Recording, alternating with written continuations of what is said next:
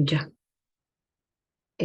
Bueno, el día de hoy vamos a hablar de lo que es el protocolo de decanulación. Soy Gabriela Palacio Mamani, soy residente de segundo año del Servicio de Cirugía de Cabeza y Cuello. Bueno, ¿qué es la decanulación? Viene a ser el proceso en el cual se retira la cánula de traqueostomía de manera definitiva, siempre y cuando el paciente cumpla ciertos criterios.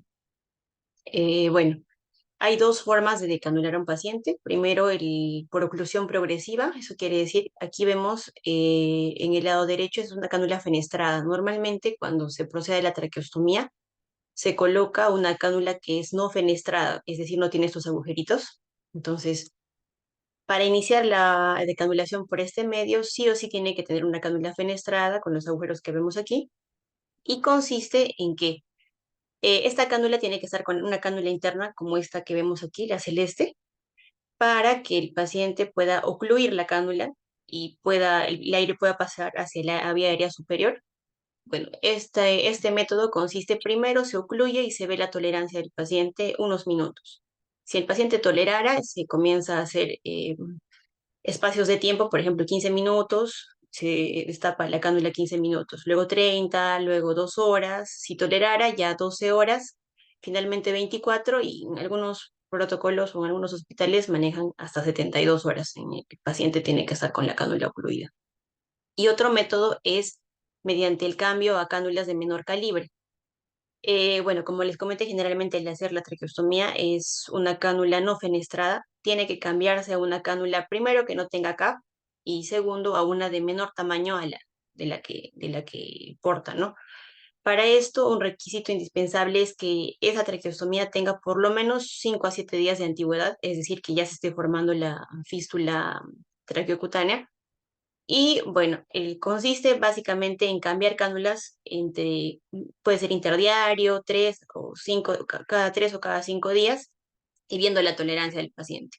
Se busca cambiar las cánulas hasta que mínimamente un adulto tolera una cánula número 6 y en niños una 3,5. Igual, tiene que haber tolerado estas cánulas por lo menos 72 horas. Pero, ¿cuándo decanular? O sea, ¿cuándo retiramos el tubo? Tiene que cumplir 10 criterios. De estos 10 criterios, primero, que la causa que llevó a la colocación de traqueostomía esté resuelta.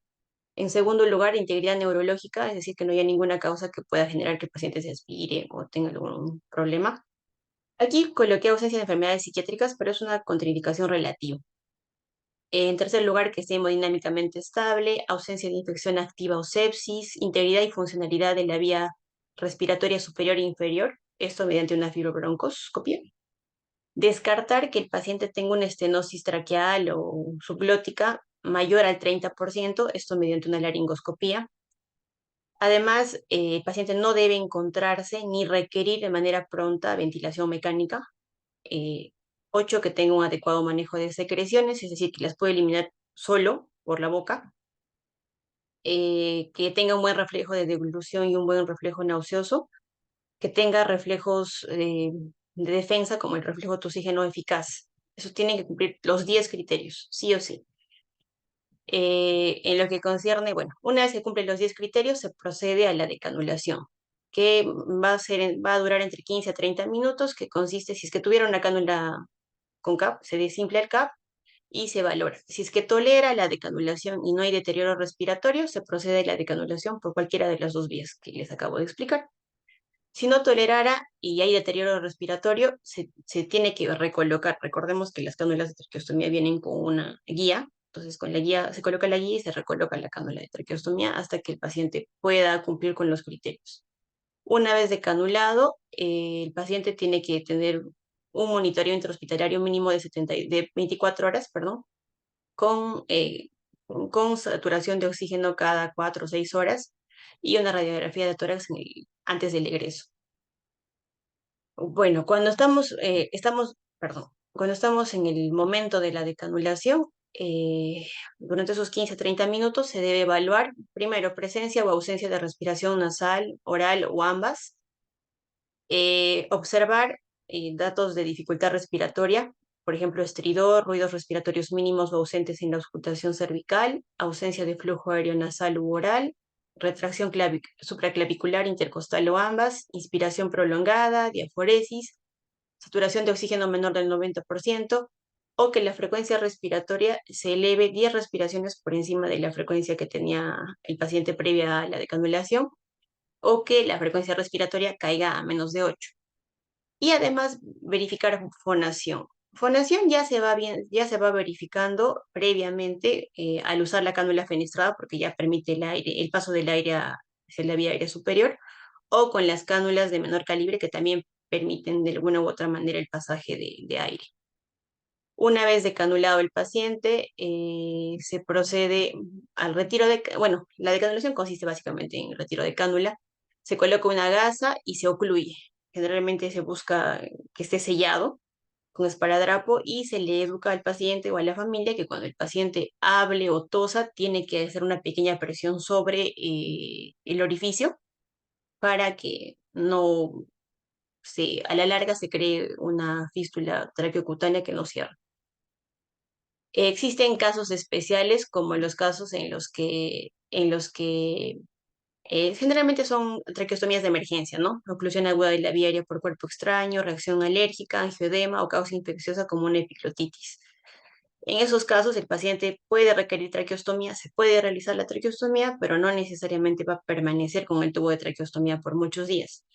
Entonces, en este caso ya estaría de por sí contraindicada el protocolo mediante el cual se cambian las cánulas, ¿no? Porque no va a haber una fístula creada. En este caso, primero se indica que se haga una endoscopia laringea y con esa endoscopia se verifica si hubiera alguna alteración y si no hubiera, la decanulación es pronta. Solo se retira el tubo y se evalúa por las 24 horas que les mencioné. ¿Cuáles son los factores asociados al fracaso de decanulación? Sobre todo se ven en adultos mayores, en obesos, en estados neurológicos deficientes, sepsis, secreciones abundantes. Algunos pacientes cumplen 9 de los 10 criterios, es decir, solo tienen, o bueno, 8 o 9 de los 10 criterios, tienen alteraciones en la expectoración de secreciones y tienen un reflejo toxígeno ineficaz o dudoso. Entonces se coloca este dispositivo por el cual se puede aspirar las secreciones. Y este dispositivo se retira cuando la necesidad de aspiración es menos de 2 días o ya comienza a haber expectoración espontánea. Si fuera el caso de que ya se cumplen los dos criterios, se puede decanular igual que todos los demás casos, monitoreo intrahospitalario por 24 horas. Si fuera el caso de que no se procede a la decanulación, puede persistir con este dispositivo o antes de que se cierre la fístula se puede recolocar la cánula de traqueostomía, evaluando cada caso. Han descrito un síndrome de decanulación difícil en el 81 por Prasi, quien generalmente, bueno, menciona que es una enfermedad, es un pánico a la decanulación, es en pacientes traqueostomizados crónicos que tienen dificultad o incluso miedo a respirar a través de la nariz. Se ve sobre todo en niños que han sido traqueostomizados a muy temprana edad. Y en estos casos, básicamente se pide descartar algún tipo de organicidad o algún problema en la vía aérea y si es que no se encontrara ningún factor que pueda condicionar que siga con la tubotraqueostomía, simplemente se retira. Eso sería todo. Gracias por su atención. Vamos a ver.